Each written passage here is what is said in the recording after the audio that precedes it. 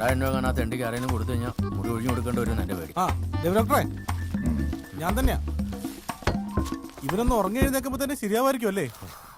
ഇല്ലേ? ഇല്ലെങ്കിൽ വേണ്ടെന്നേ. സച്ചിനോട്ടേക്ക് നമുക്ക് യുവരാജിനെ ഇറക്കാന്നേ. അതൊക്കെ നമുക്ക് ഇറക്കാം. ആദ്യം നീ ഇറക്ക. അപ്പൊ എനിക്കില്ലേ? തന്നെ തന്നെ എടുത്തു പോലെ എല്ലാം ഡ്രൈ തന്നെ ആയിക്കോട്ടെ. കാണിച്ചു കുറച്ച് വെച്ചാൽ ചങ്ക് പഠിപ്പോ. കുപ്പി വേണ്ട.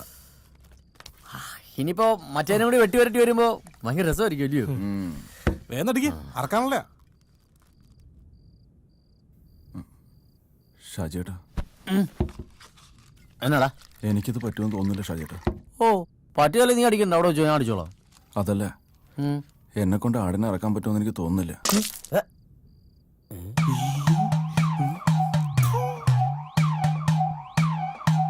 പറ്റുകയില്ലേ? വേണ്ട. ബോൾ ചെയ്യാൻ പറ്റുമോ? കീപ്പർ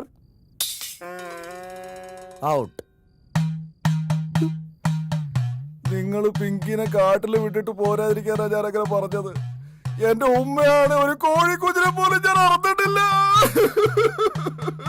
കിടക്കണോ? നേരത്തെ പറയാൻ വയ്യായിരുന്നോടാ? ആ എണ്ണ സാധനത്തിന് വണ്ടിയിലേക്ക് ആ വണ്ടി അടിച്ച് ഇവന്റെ തേങ്ങായും വീട്. നീ നേരത്തെ പറഞ്ഞല്ലോ എന്തോ അറിഞ്ഞപ്പോ ചോര എറിച്ചു. എവിടെയാണോ നിന്റെ ചോര എറിച്ച?